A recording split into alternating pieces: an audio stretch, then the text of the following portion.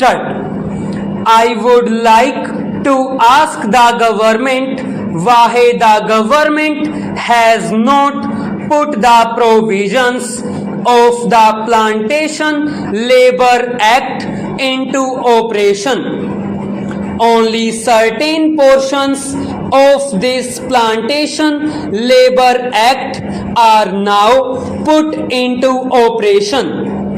What is the objection on the part of the government to put this entire Plantation Labour Act, all its provisions into operation?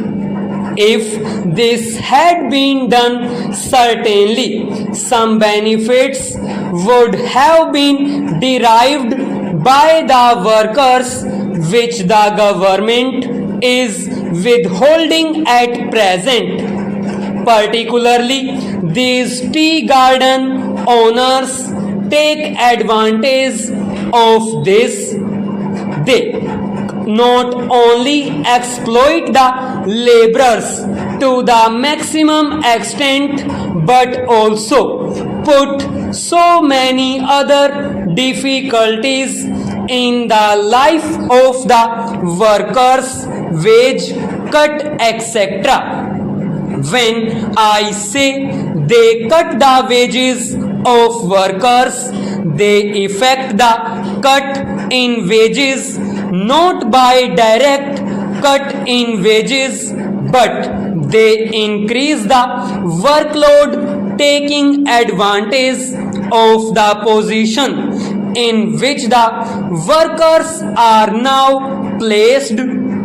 For example, a certain amount as basic pay is given to the workers, but a far higher amount of work is got from them than what they used to do before.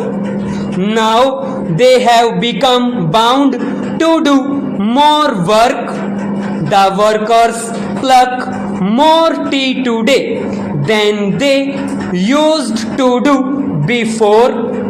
Up till very recently, one worker was asked to pluck buds from 250 plants. Now he is asked to pluck from 400 plants.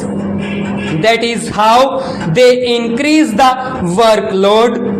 In certain tea gardens, 60 to 70% workload has been increased. This is generally going on. Government do not take any measures to check that increase in workload. Instead of utilizing this fund, the profits can be controlled. The government should ask the plantation owners to give more amenities such as residential facilities, free education to their children, facilities to plant in fallow lands, etc. Fallow lands are available in certain gardens. These workers should be given the facility to cultivate tapioca and other food materials so that they may meet their daily necessities. The government should ask these plantation owners to increase the wages of the workers and also to increase the wages of those workers who are skilled workers. There is the factory labor inside plantations, and there are field workers, and there are so many other categories of labor. The government is not doing anything substantial for the workers. Sir, I find that something like 1 and a half lakhs of rupees have been granted to the Kerala government for welfare work among the plantation labor.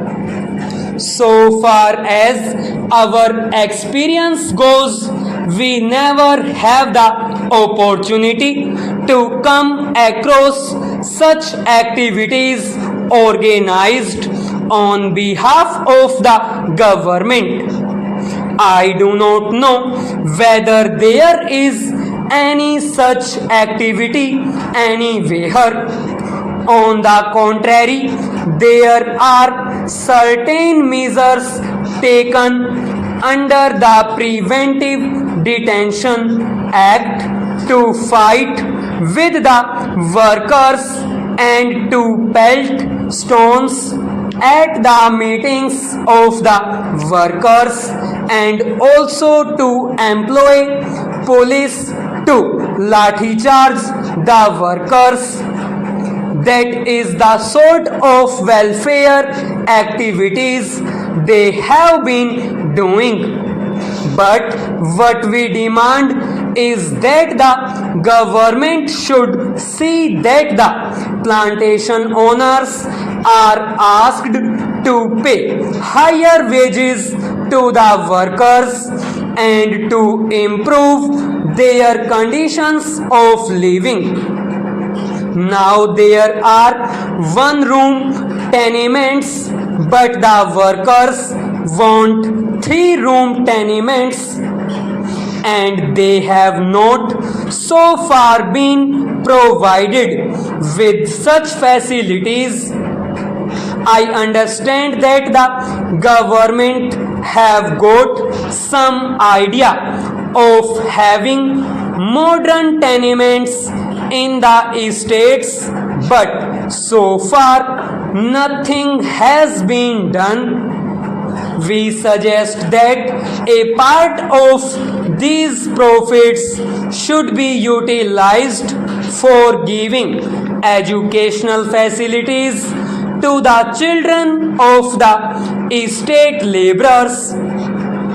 Also, the wages of the workers should be increased, and all sorts of facilities should be provided to the estate laborers. That is what I have to say. Mr. Deputy Chairman, I welcome this bill, and I am very glad that the Honorable Minister has given the assurance that this increased cess will be utilized mainly for the improvement of the living conditions of the workers in these plantations. But I beg to submit, sir, that the price of tea is rising in the English markets, and I suggest that as good businessmen we should realize, and our government should realize, that if the price goes up beyond a certain limit, the consumption will go down. We should not adopt a narrow policy and allow the price to go up by leaps and bounds. Of course, it does give some profit to the local planters and probably to our government directly or indirectly in the shape of income tax earned from these plantations. But as I said before, this is a short-sighted policy. The result will be that in the long run, if the price of tea goes beyond a certain limit, the consumer will not be able to adjust it within his family budget, and therefore the consumer will reduce his consumption of tea.